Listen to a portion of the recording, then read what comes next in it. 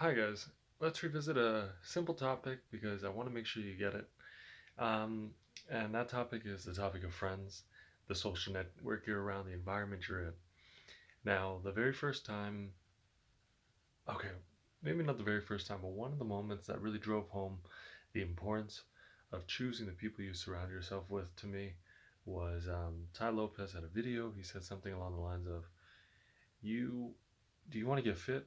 The best thing to do isn't to join a gym, isn't to get on a workout plan. The best thing to do is become friends with five very fit people and just hang out with them."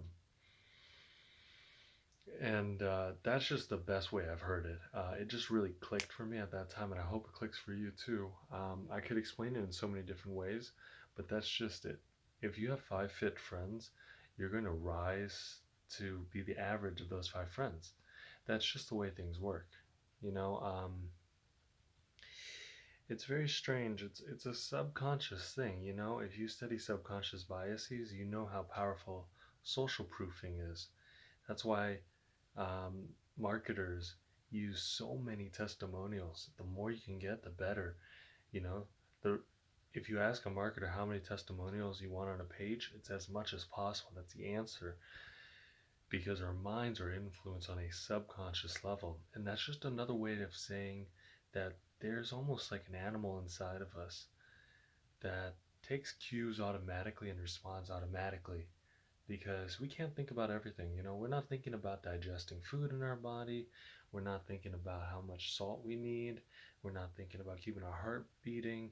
We're not thinking about how to keep ourselves safe when we walk into a new environment. Our brain does that automatically. It's an instinctual animal within us. It's like Plato says. Plato, the great Greek philosopher, one of the big three, Socrates, Plato, and Aristotle. Plato was really good at explaining certain things about human behavior. And one of those things, he did this explanation through metaphor. One of his greatest explanations was the idea of the mind is like a man and a chariot. A chariot being, like a little wagon pulled by horses. You know, and there were chariot races back in the days, and that's what it was like. A man was like a man with a chariot. You know, there was the governing person, but then there were these two horses pulling ahead. And I forgot who was. Somebody elaborated on this metaphor. It's more like a man controlling an elephant because that part of your brain, that animal, is just so strong, overpowers us. When you're hungry, you're like, I gotta go eat. Okay, when you see a pretty girl, you're like, I gotta go talk to her. It's a very strong pull. Always be conscious of this animal inside of you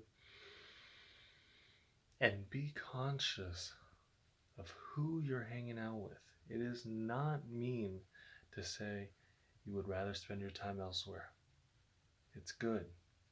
You can only take care of other people if you take care of yourself. And the first step is to get around good people, great minds, great thoughts. If there aren't great people around you, surround yourself with great thoughts from books. There's so much content online, but also be careful not to follow garbage too because everybody wants your attention. Be very selective, double down on the intelligent thoughts out there. Okay, good luck.